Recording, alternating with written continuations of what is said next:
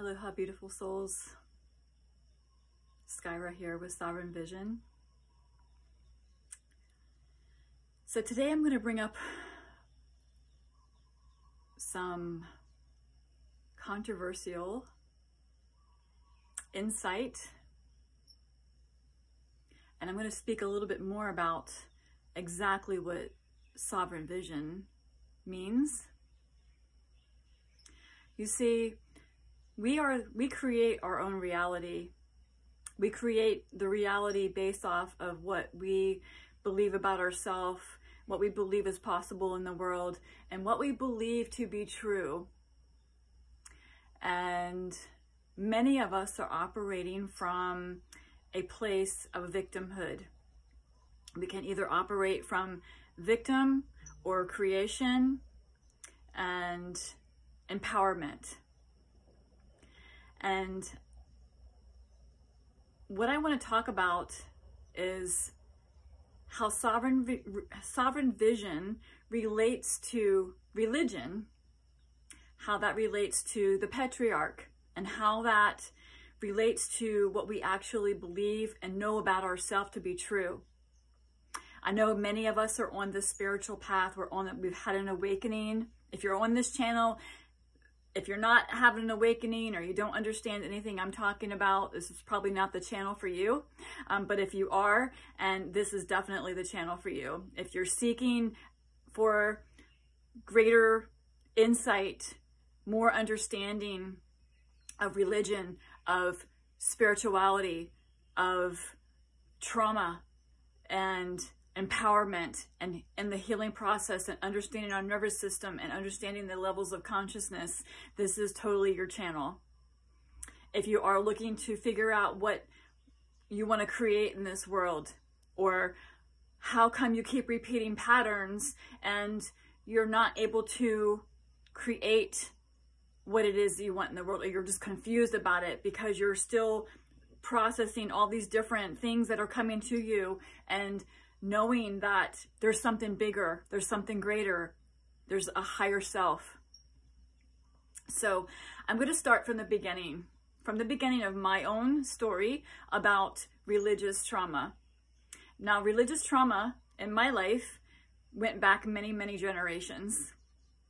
And before I start triggering people, you're more than welcome to change the channel. I have turned off the comments because I'm not here to convince anybody. I'm only here to share the insight and the wisdom I've been given and what I've known to be true basically since birth, and forgot along the way, like many of us have, and came back to remember the power that I have within myself. And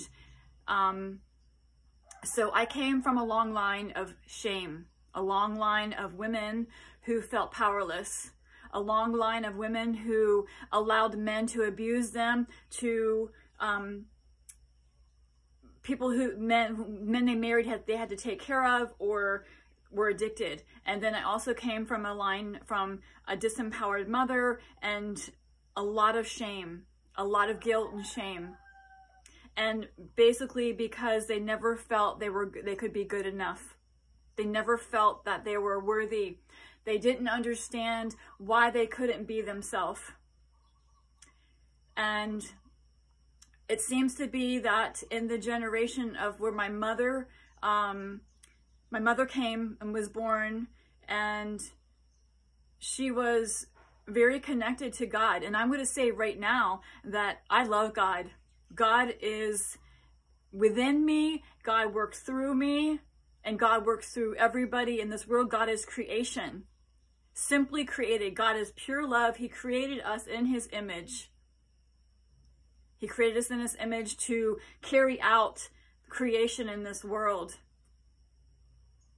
With men and women. Not just with men. Women birth creation. We are the creators. So why did most religions leave out the women? Why were we created to be the ones that were the problem? I'm going to get more into that. So my mother grew up with a alcoholic father. She was raped when she was in her teens and got pregnant. And she was dating the man, but she had to, of course, it was a huge, in the 1960s, shameful to get pregnant, to bring shame to the family. So in order to cover that up, they made her give the child for adoption. She carried that trauma all her life. She ended up finding her son, but it never left because she felt such shame for what she had to do. All because she was raped and had to give up her child. So she turned to religion. She turned to feeling like she could be forgiven, but also to believe that she was never perfect, that she could never live up to being perfect. And that led to deep internal conflict in her body. The suppression of the emotions, to not speak about what happened to her, to just suck it up, to sweep it under the rug and act like nothing happened, right? Isn't this sound familiar to a lot of you? Even in today? We're just taught to not speak about it because it was our fault, right? It was our fault. And it's nobody's fault, because this is what we have created in this world, from the fallen world. We have created this sin, which is basically just a forget that we are love, we are God, because we have came into a fallen world and have, through generations and generations and generations of trauma, we have created a society of a sexualized outward society rather than inward. What's going on inward? So let me just refer to my notes here so I can get... So the religion teaches Satan, hell, heaven, God up in the heavens, who's judging, has the book that's going to judge us. How about we judge ourselves? How about we live in heaven or hell right here on this earth? How about religion used to be the government? Many, many, many thousands of years ago, religion was the government. And we can look at our government today and see where that's getting us. Control, manipulation, disempowerment. Give us your money. And I'm not saying there's anything wrong with supporting your beliefs, but to bring and to give me your money so that we can live high and mighty and we can build these big temples that are outward appearances. Jesus didn't come here and tell everybody to go build big temples, to make things beautiful. And we can, but that is where the disconnect is.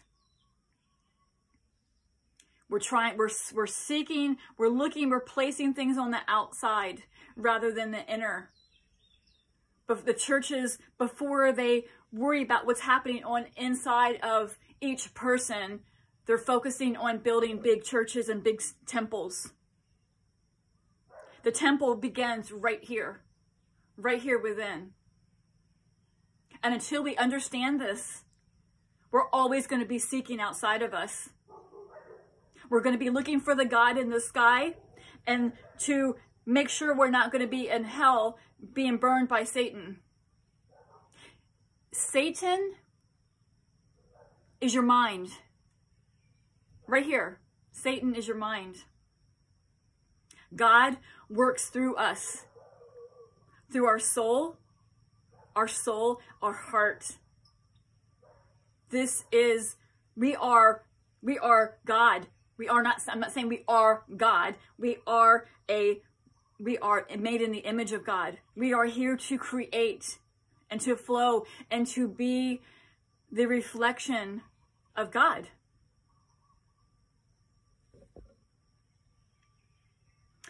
It's all one. We're all one. And everything is already within you.